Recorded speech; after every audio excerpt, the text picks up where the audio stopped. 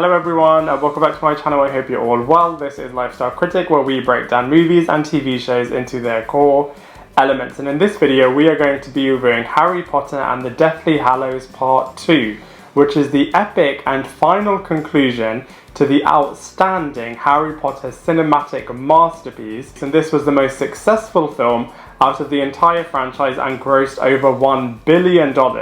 It's also the most successful book adaptation into a cinematic movie, and was also the film that brought everyone back for the final swan song, which is absolutely brilliant, and I cannot wait to break it down for you in this video review.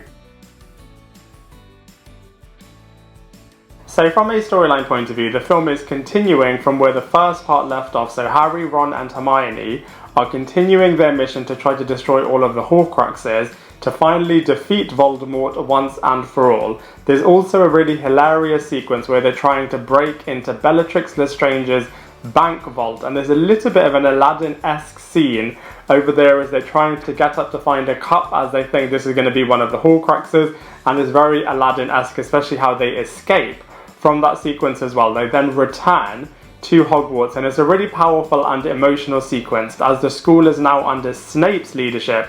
So Harry, Ron and Hermione really do represent hope, and it's really interesting to kind of see them returning back into this environment where everybody else hasn't seen them for such a long time, and obviously they've been through so much since then, and now they're coming back to where all the roots are, except this time it's in a lot more of a darker setting, which then leads itself into the third act, where there's a massive all-and-out battle between all of the Death Eaters and all of the heroes, and like I said, everyone is returning for this epic battle and the epic duel between all of the good team and all of the bad team. So that's really, really epic in this destructive Hogwarts setting. We then have the moment that we've all been waiting for in Harry Potter versus Lord Voldemort in their final all-and-out duel.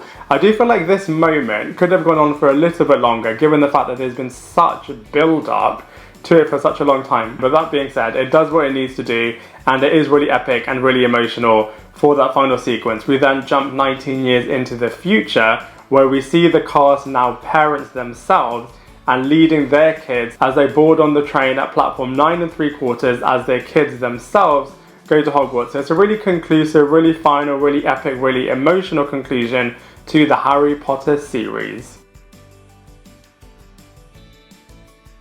So from a cast and characters point of view, the Harry Potter film series has obviously gone on for quite a long time, and each individual movie was actually quite long in length as well. So we've really been with all of these characters, and it's great not only that they're all back, but also just to see the character growth in terms of where they were at the start of the series to where they are now was just absolutely epic. So let's go through the main players now. So firstly, we obviously have Daniel Radcliffe back as Harry Potter, and in this film in particular there is just so much riding on his shoulders, and he is definitely able to rise up to the challenge and definitely save the day in a really epic and really powerful way. And it's really amazing, as we've literally been with Harry Potter throughout the entire series, and like I said before, it's really interesting to see where he was in the beginning of the film series to where he is now. It's absolutely outstanding. Next up we have Emma Watson and Rupert Grint, who are back as Hermione Granger and Ron Weasley.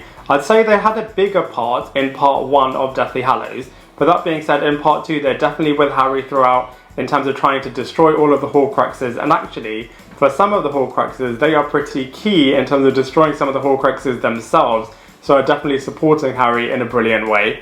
We then have Ralph Fiennes, who is back as Lord Voldemort, and he definitely represents the evil devilish leader of all of the Death Eaters compared to Harry's heroic bravery in terms of leading all of the heroes in this film series. And actually there's certain moments that Lord Voldemort actually wins, and you can really feel the hopelessness and the terror of his reign when he's actually defeated Harry Potter at certain moments. Next up we have Alan Rickman back as Severus Snape, and from a character development point of view, I really like the fact that you find out a lot more about the betrayal that the Snape character committed, and you also find out a lot more about his rich and layered backstory that actually links into Harry Potter's parents, which is really, really interesting. We then have Neville Longbottom, who actually has some pretty hilarious scenes himself with Lord Voldemort, and equally has his own epic scenes as well, where he's really helping Harry defeat some of the Horcruxes as well. So from Neville's point of view, it's really nice to see where he was right in the beginning to the hero that he is right now. Next up we have Draco Malfoy, and like I said in all of my other Harry Potter reviews, I just feel like they could have just done so much more with Tom Felton in this series. Obviously he has a bit of an arc in terms of, you know, he doesn't know whether he wants to be on the good side or whether or not he wants to be on the bad side, and the conflict that he has, the enjoyment that he has when he thought that Voldemort won, when he thought Voldemort's losing. Where does his alliances, his allegiances lie? The sequence with Harry Potter, does he want to join him, does he want to defeat him? I just feel like they could have done so much more with Draco Malfoy, and I hope that they do expand on this in future spin-off installments. We also have Professor McGonagall, and she has some great scenes in this film as well, especially when the characters are returning to Hogwarts, and you can feel the destruction and the hopelessness from her side as well. We obviously have Hagrid back, and the raw emotional cry that he does when he thinks that Harry Potter has been defeated is just really, really heartbreaking as well. And then finally we have Dumbledore, who is also back and is still giving Harry Potter some advice in the limbo sequence. So from a casting characters point of view, absolutely brilliant in Deathly Hallows Part 2.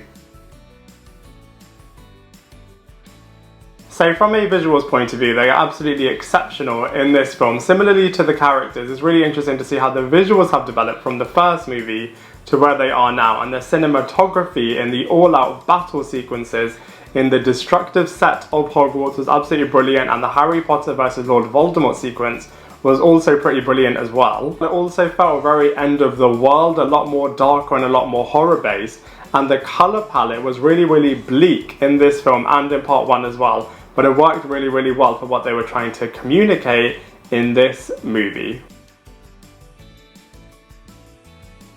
So from a comparison point of view, in terms of the Deathly Hallows Part 1 and Part 2, I have to say I like both of them equally for different reasons. In terms of Part 2 in particular, I just thought it was such a brilliant final conclusion. The epic stakes in this movie were really great, and I love the fact that they brought everyone back, and especially back at Hogwarts, which is where the series starts. So I just thought it was a really interesting and brilliant conclusion to the series. In terms of the Hogwarts days, I've always said that Chamber of Secrets is definitely my favourite movie in terms of all of the twists and turns, and the fact that they were able to develop and jump on everything that the Philosopher's Stone / Sorcerer's Stone set up. So Chamber of Secrets is definitely my favourite Hogwarts series movies, but the final two movies are definitely in another league altogether. So overall, I have to say I absolutely love the epic conclusion to the Harry Potter epic film series. In Deathly Hallows Part 2, it definitely paid respect to everything that went before it and just brought everything full circle in just a brilliant conclusive manner, which then continued on stage in Cursed Child. I hope that one day gets turned into a movie, and I'm really intrigued to see what they're going to do next with the Harry Potter series on HBO Max. But as far as Deathly Hallows Part 2 goes, I have to give it a solid 7.5 out of 10. I'd love to hear what you think, so please let me know in the comment section below. Otherwise, I look forward to seeing you in my next video.